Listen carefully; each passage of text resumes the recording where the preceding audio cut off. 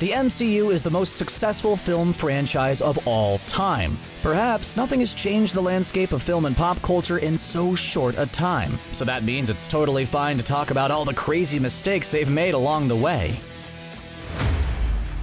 The first Thor movie made a huge flex when it revealed the complete Infinity Gauntlet in Odin's treasure chest. This was very quickly retconned when it was revealed that most of the MCU movies would revolve around the gathering of the Infinity Stones by the agents of Thanos.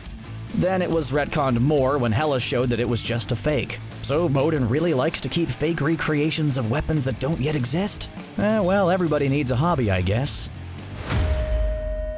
Marvel is well known for seeding their films with a ton of references and hints for them to pay off later. The only problem is that sometimes these payoffs never actually happen. Next time, baby. That is exactly the case with cosmic Marvel hero Adam Warlock's cocoon in the Collector's Collection. While that seemed like Warlock, Gunn later retconned his real cocoon into Guardians 2. Man, the Collector's gonna be really mad when it opens up and it's just a normal space slug or something.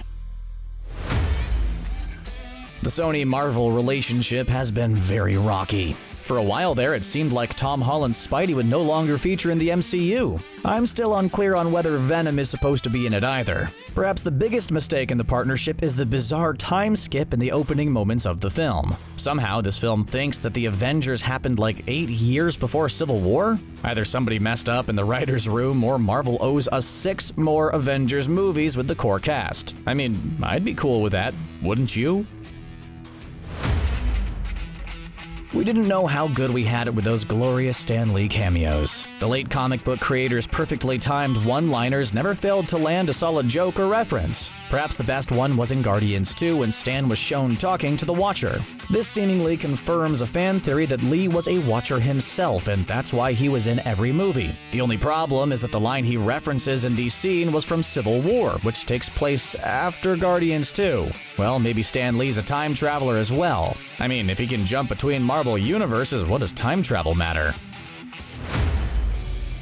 In Guardians of the Galaxy, it's revealed that Gamora is the last of her kind because of, well, Thanos. This provides a cool origin, but it gets retconned later when we see that Thanos only obliterated half of her people. According to him, the planet is now thriving with life now that the overpopulation problem was solved. See, Gamora, he's not that bad. He only destroyed half your people. Well, okay, maybe that is still pretty bad. Especially if her family was in the bad half.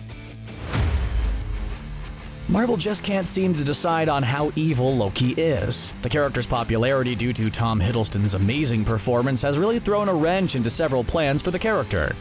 At first, he was an evil, jealous brother, then a conqueror, then a reformed hero, then a conqueror again, and then comic relief, then Thanos' stress ball, and finally a time-traveling thief. He was at his most evil in the Avengers when he led an army to conquer Earth and failed in a dramatic fashion. Only, apparently, he wasn't that evil. It was confirmed that Loki, like Hawkeye, was under the effects of the Mind Stone. That would explain why he was so sweaty and tired throughout the film.